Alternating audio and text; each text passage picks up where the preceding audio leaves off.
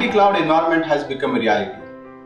And we at Ashlik has been saying this since August when we did a survey of organizations in Southeast Asia and India, and 72% of them confirm that they are going to have multi-cloud environment in coming 12 months. And we are experiencing this when we talk to the customers. Everyone is looking at leveraging multiple cloud vendors that are available and the services that are available. There are many motives behind doing this. One of the key business driver for leveraging multi-cloud environment is ability to deliver better customer experience. Especially due to this pandemic, the customers connect with the organization is happening through largely digital channels, and to make it faster, to make it better, to make it easier, to make it efficient, to make it scalable, you got to have your systems exposed through cloud environment, and that every organization gets it.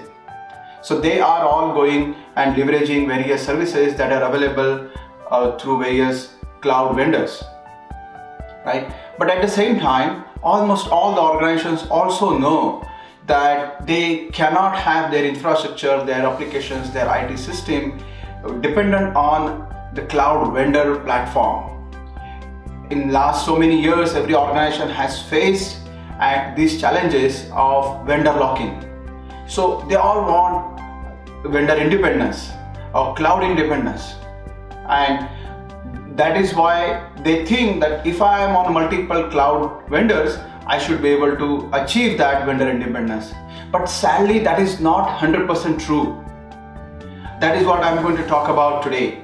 That if you are looking at vendor independence, if you are looking to get out of vendor locking, just implementing multi-cloud strategy is not good enough. There is more that you have got to do, and I'm going to explain that in detail today. So let us look at this. When you are implementing multi-cloud, what are the things customer try to do? So many customers think that if I containerize my application, I can take them anywhere on any cloud vendor or any cloud platform. That is half truth. It is not good enough. You got to do more. Okay, that is one challenge that one has to keep in mind.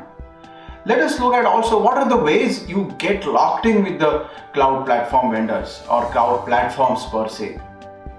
And many organizations, those who went on cloud, they experienced it painfully that getting out of that platform is not easy when under certain circumstances. The first is, if you use all the cloud native services, right, you get ease of deployment, no doubt about it. But at the same time, it creates solid lock-in. You cannot take this service and implement it on another cloud vendor even if you have that service available from that vendor. For example, load balancer, software load balancer as a service on one vendor. If you want to re-architect your application using other vendor's software load balancer, it is not easy. You got to do a lot of rework, right? Similarly, there are other services like, for example, database. So if you use database as a service on one cloud vendor, Postgres is a very popular database as a service from AWS. If you want to go to Azure Postgres, is that so easy? Is it so transparent to move? Absolutely not. Or if you use S3 bucket for storing certain data and you want to move that and access that data or that raw storage from some other application on Azure, is that so easy to move your S3 data as it is? Moving might be easy, but connecting with your applications and will that work seamlessly? Not necessary. And these are the challenges that you face when you have implemented cloud native or cloud service provider specific services. So you definitely got to overcome that part. The next step or next wave that came up to address this issue was using Kubernetes as an orchestration platform.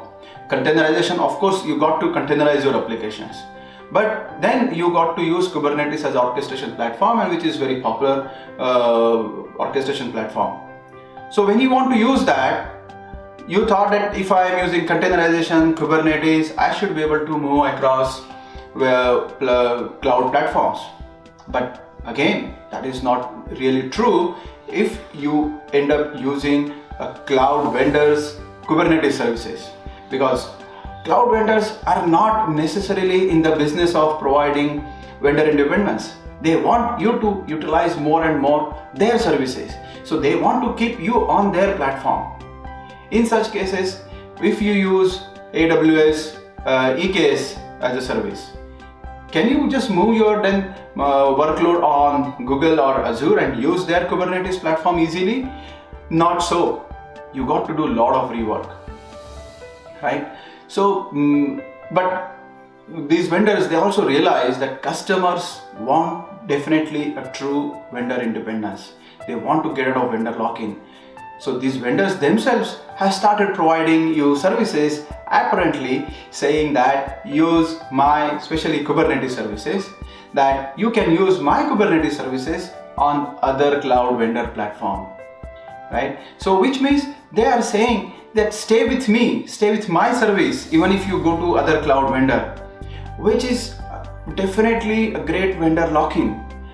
Can you really overcome that? How do you really overcome that? That's the question customers are asking, and that's a question customers should be thinking about well before they start their cloud journey or multi-cloud journey.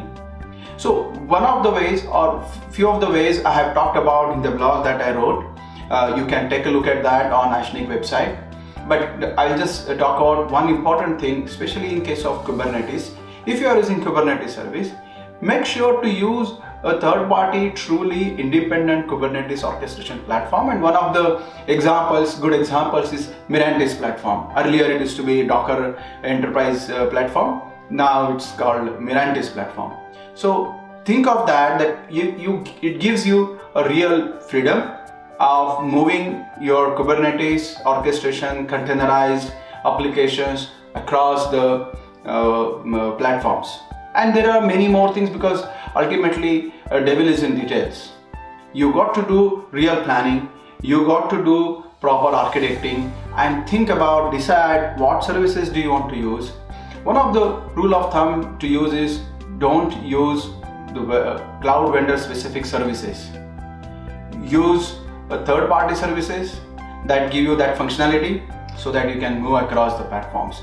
But of course, there is a lot of work to be done in the planning stage.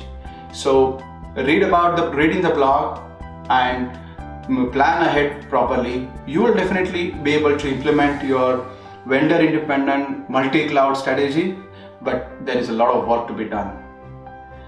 Thank you for listening.